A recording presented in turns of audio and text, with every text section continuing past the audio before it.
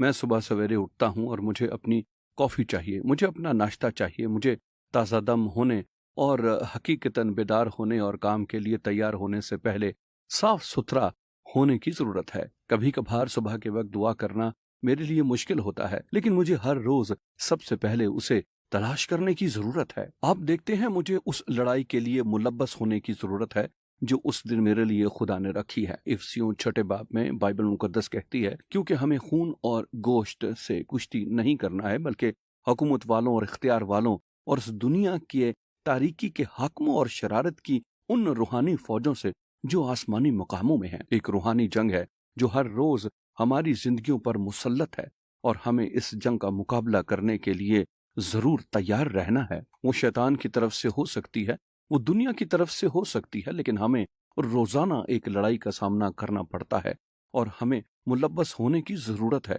अब मैं इस बर्फ और सर्द मौसम में बिना कोट पहने और मुनासिब लिबास पहने यहाँ ना आता। अगर आप मर्दों और औरतों की रूहों के लिए लड़ाई में जाने वाले हैं तो आपको इस लड़ाई में मुलव्वस होने की जरूरत है। आपको खुदा का पूरा बख्तर पहनना होगा। जबूर नवीस ने जबूर 5 की तीसरी आयत के शुरू में कहा है कि आए खुदावंद, तू सुबह को मेरी आवाज सुनेगा। ओह खुदावंद, मुझे माफ करे, मैंने आज का दिन ज़ाया कर दिया।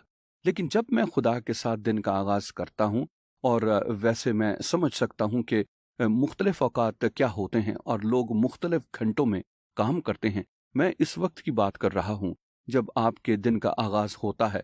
आपको ये कहते हुए दिन का आगाज करने की जरूरत है, ऐ खुदावंद, मुझे आज तेरी जरूरत है।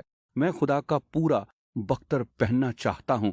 मैं सच्चाई की कमरबंद अपने साथ बांधना चाहता हूँ। वो रास्तबाजी का बख्तर और ईमान की सिपर लेना चाहता हूँ। मैं निजात के और सुलह की खुशखबरी के जूते पहनना चाहता हूँ। मैं अपने आप को खुदा के मुकम्मल जर बख्तर से लेस होना चाहता हूँ। मुझे उस जंग के लिए लेस होने की जरूरत है जिसका सामना हर रोज मैं करूंगा। लिहाजा जब भी आपके दिन का आगाज होता है, आप अपने दिन का आगाज खुदा से मुलाकात करने से शुरू करें। वो सुबह सवेरे सबसे पहले आपकी सुनेगा। लिहाजा अपने दिन का आगाज उस लड़ाई के लिए मुलव्वस होने से करें जिसका आपको सामना होगा।